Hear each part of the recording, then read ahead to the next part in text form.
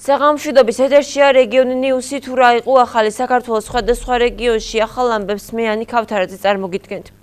ქუთაისის ინფექციურ კლინიკაში COVID-19-ის ერთი ახალი შემთხვევა დაფიქსირდა, ხოლო ერთი პაციენტი გამოჯამრთელდა.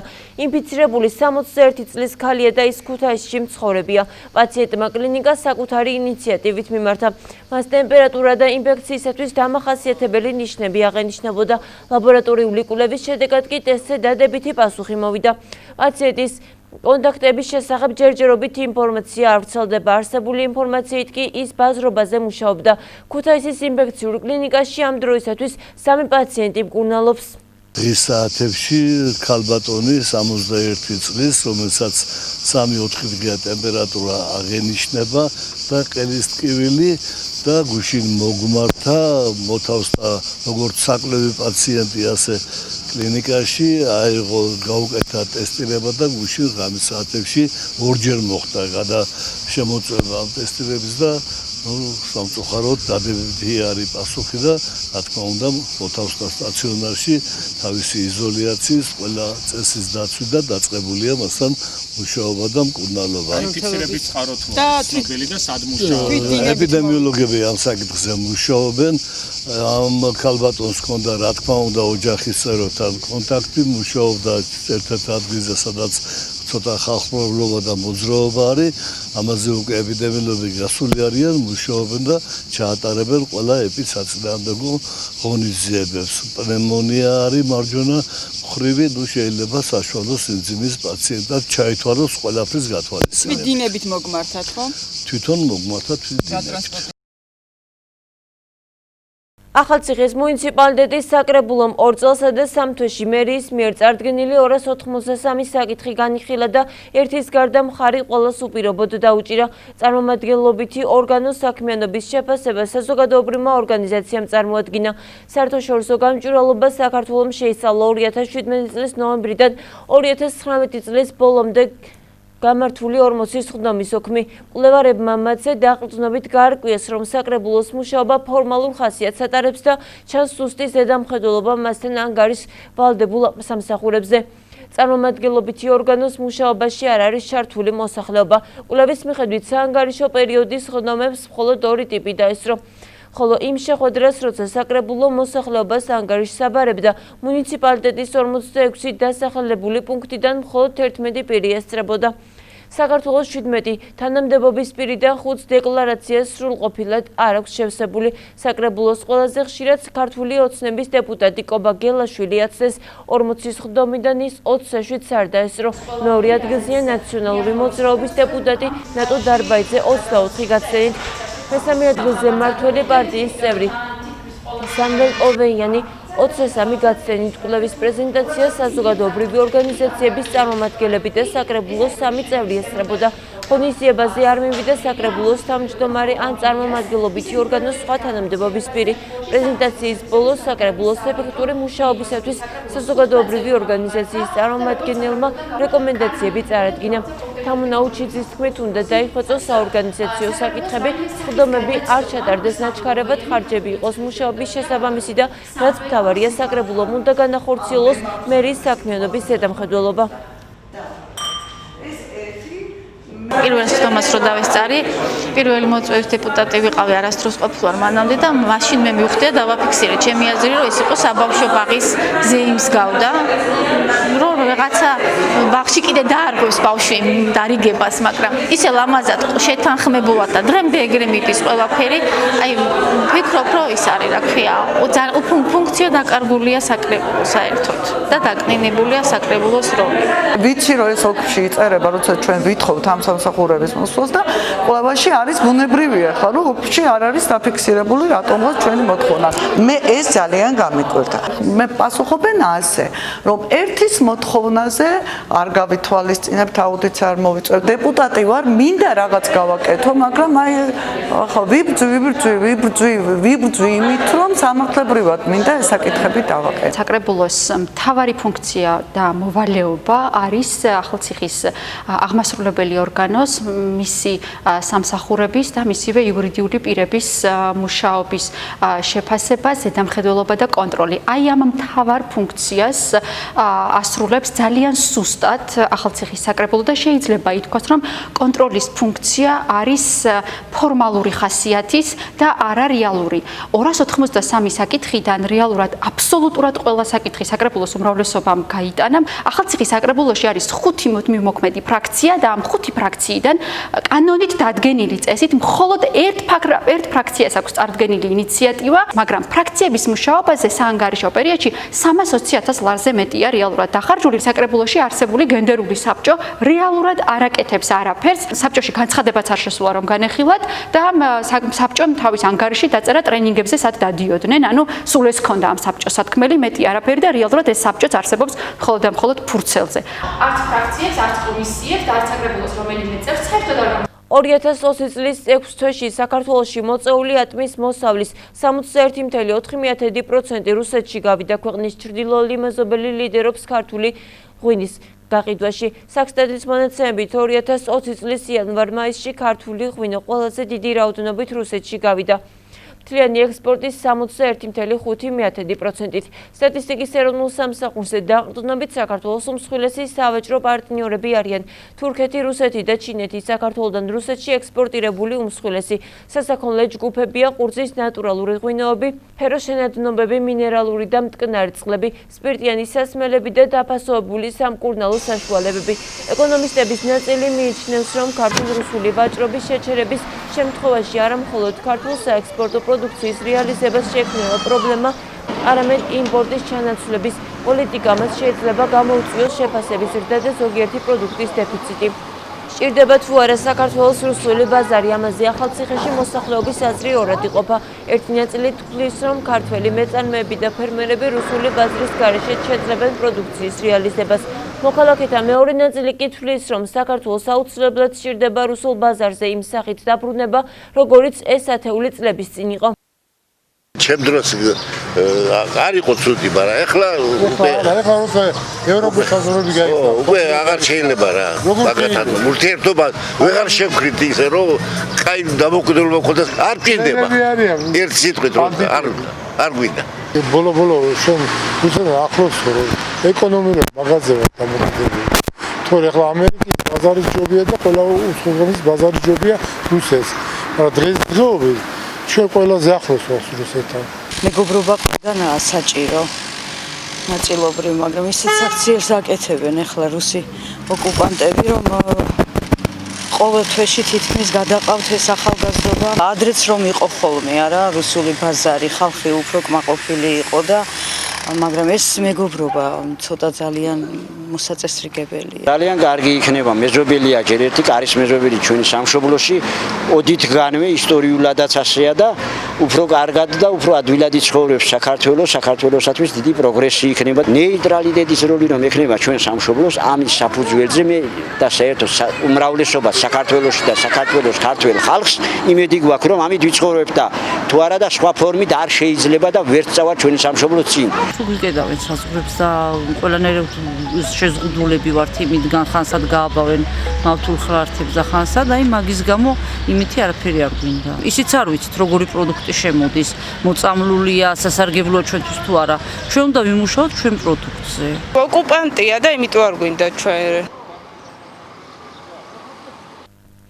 ჟურნალისტმა ბუბა ჩივაძემ დასავლეთ საქართველოს საოლქო პროკურატურასთან შიმშილობა დაიწყო. ის საქმის გაჭიანურებასა და პროკურატურის მხრიდან გადაწყვეტილების მიუღებლობას აპროტესტებს. როგორც ბუბა ჩივაძე და მისი ადვოკატი ციცი ბაბუნაშვილი ამბობენ, მემკვიდრეობასთან დაკავშირებით 10 წელია გამოძიება მიმდინარეობს და ის ამ დრომდე დაზარალებულად არ არის ცნობილი.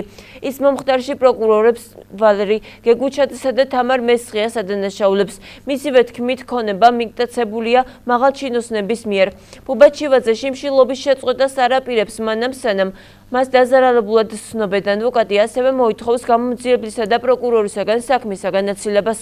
გახსნაურებული საქმე, იცი 10 წელია იძიებს პროკურატურა უშედეგოდ, იმიტომ რომ მე ვახშეები, მეღორეები, ეს პრახანოი ჯვერი ვერ ამოვწურეთ აქ.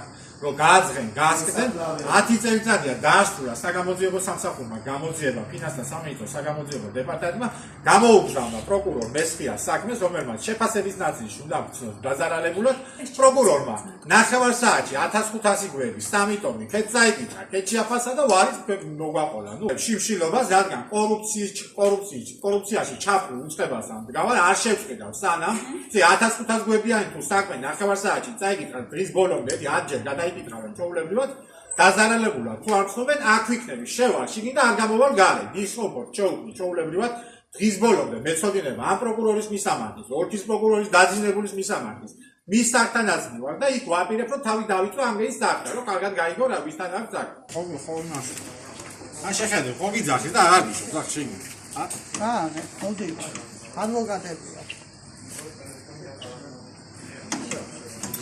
პროკურატურაში მიდიხარ ჩვენების მისაცემად პროკურატურა საპატრულო ეკიპაჟი გახვედრებს ზახ შეხედე და მოდი ყველა მაგაჩი ნაჩვენებს რომ საპატრულო პოლიცია გამოიძახეს რომ მოქალაქეს არ ხდებია დანაშაულის შესახებ აქტი ინფორმაციას ოლქის პროკურორს და მის მოადგილეებს და საგამოძიებო ნაწილს და საპატრულო ეკიპაჟი იძახებს საცხოვრობ და ხო წარმოგიდგენია რომელ ქვეყანაში ცხოვრობ ეხლა რატომ ვაპირებ შესვლას? ეხლა ვაპირებ რომ აცილება მოვითხოვო ოლქის პროკურორი ჩავაყენო საქმის ხუში რომ ეს საგამოძიებო ნაწილი რომელიც კითხავს მე მათ წინააღმდეგ სისხლძარღვით საქმეში ვარ მოწმე ერთადერთი მოწმე რომელსაც მიცემული მაქვს მათ წინააღმდეგ ჩვენება რომ ეს საქმეზედაც საგამოძიებოს უფროსი და გამომძიებელი და უფროსი შეიძლება ხვალდაზე დააკავო ამის გულისთვის მოვდივარ აი კარებს არაღებს შეხედეთ პროკურორი საქმის ხუშია კარს არაღებს და საპატრულო ეკიპაჟი მახვედრებს რომ შეგით არ შეხვიდას დანაშაულის შესახებ ინფორმაცია აქვს და არ გიშვებს პროკურატურა კარს კეთავს და დააკვირდით მოსულივა და კარი ჩაკეტა ხო წარმოგიდგენია წავწო ვიბარებს პროკურორი ხო დაგვიძახა ხო ნუ არაღებს კარს ხო წარმოგიდგენია შეხედეთ საპატრულო ეკიპაჟი იძახებს რომ არ შეგიშვა შიგნით დანაშაულის შესახებ ინფორმაციას ვაწყდა და არ გიშვებს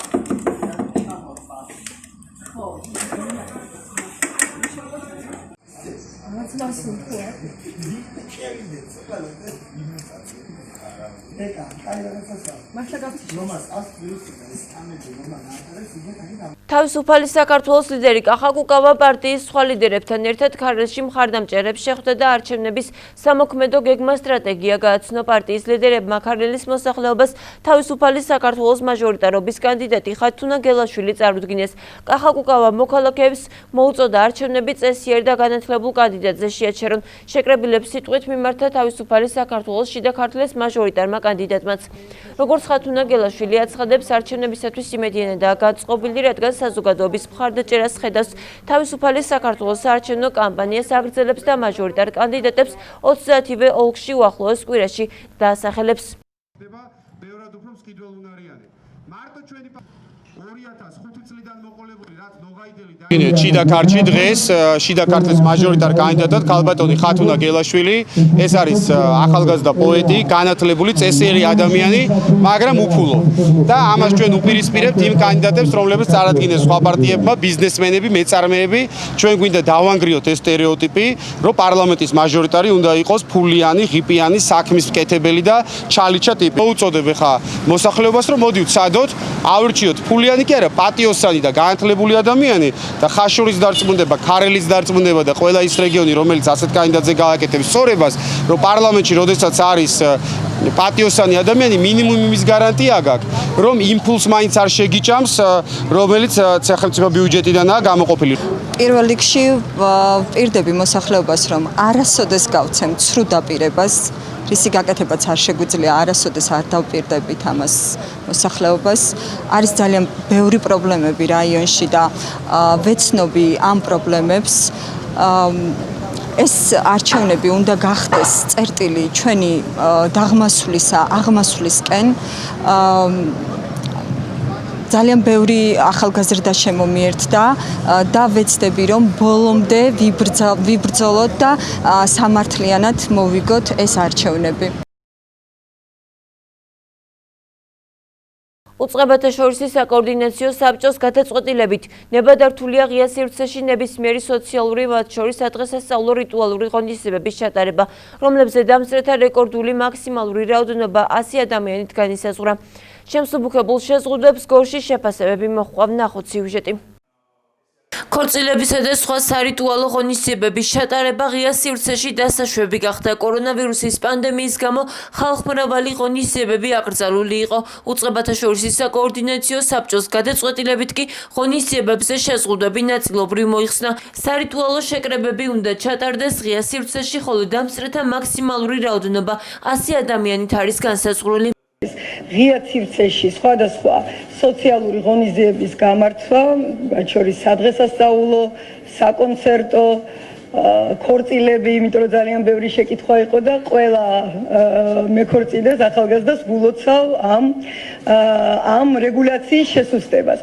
უბრალოდ ჩვენ რა თქმა უნდა ამ შემთხვევაშიც უნდა დავიცვათ ზომიერება, არ დაგვავიწყდეს რომ რეკომენდაცია არის, რომ 100 კაცზე მეტი ადამიანი არ იყრიდეს თავს, არ მონაწილეობდეს ამ ღონისძიებებში და რასაკვირველია სხვა აუცილებელი რეკომენდაციები, რაც არის ჯანდაცვის პროტოკოლით გათვალისწინებული, მაგრამ მთლიანობაში უკვე დღეიდან ღია ცის ქვეშ ესეთი სადღესასწაულო ღონისძიებები, კონცერტები არის დაშვებული. ვიცი რომ ეს ძალიან მნიშვნელოვანი იყო მთელი რიგი ადამიანისთვის, მთელი რიგი დასაქმებულისთვის, მათ შორის არის ფოტოგრაფები, მუსიკოსები, ივენტ მენეჯერები, სატრანსპორტო კომპანიები, რესტორნები, სასტუმროები, ვინც მონაწილეობს ესეთი ლამაზი ღონისძიებების მოწყობაში. მოსახლეობის აზრით ხალხმრავალი შეკრებების ადგილებში ჯანდაცვის სამინისტროს რეკომენდაციების დაცვა სრულად ვერ მოხერხდება. ამიტომ მათივე თქმით არსებული ეპიდვითარების გათვალისწინებით ამ ეტაპზე სოციალურ ღონისძიებებზე დაწესებული შეზღუდვების მოხსნა ნაადრევი იყო. ყველაფერი შეიძლება შევხვდეთ ამდენი ხალხში, რა იცი ვისა. ძლივს გადაეჩვია ხალხი ამ ღრეობებს და ეხლა ისევ ხელმეორედ დააწყებინეს. ეს იგი სპეციალურად ქმნიან ისეთ ამინც რომ ხალხმა შეკრებები გააკეთოს. ჩემ აზრს ვერ გეტყვით, იმიტომ რომ ამის გადაწყვეტენ ექიმები და სპეციალისტები. ამის გადაწყვეტა და ამის დაკონკრეტება მე არ შემიძლია. დაავადება თუ ძალიან გავრცელდება საშიშია კანიში. კონტაქტი ერთმანეთთან რო ექნებათ ძალიან საშიში არის. უნდა გაფრთხილდეს ყველამ თავი უნდა შეიკავოს ამ ამბებში. შემცველი საფრთხის ნამდვილად იქნება, ჯერჯერობით მე მგონი ადრეა. 100 კაცი ნორმალურია ეს. თუ ოჯახსა ფულის გაკეთება რა დიდი პატიჟობი ხოლმე გააჩნია როგორ კორონავირუსის საკითხი ჩვენთან მოგვარებული ასე თუ ისე და დიდი პრობლემატიკა აღარ არის მაგის. რასაკვირველი. რა იცი ამ 100 კაცში ვინ არის ავადმყოფი. ისე ყველაფერს ზღუდავენ. ისეთ მასში სიტუაციებში და რავი ჩემი თვალსაზრისით საშიშია. მაინც დიდი თავშეყრის ადგილებზე შეკრება. ჯობია რომ თავი დავიცვათ. შეგახსენებთ, რომ უწყებათა შორის საკოორდინაციო საბჭო არსებულ ეპიდემიოლოგიურ ტენდენციებზე დაკვირვებას განაგრძობს და გადაწყვეტილებებს სხვა საქმიანობების გახსნაზე ეტაპობრივად მიიღებს. დღეისათვის ეს იყო ჩემს ხელთ არსებული ბოლო ინფორმაცია. რეგიონი ნიუსზე ტელევიზიებმა მეცხრე არხმა მეგატივიმ და თრიალეთმა იმუშავეს. ჩვენ ხვალამდე გემშვიდობებით, მშვიდობია ღამეს გისურვებთ.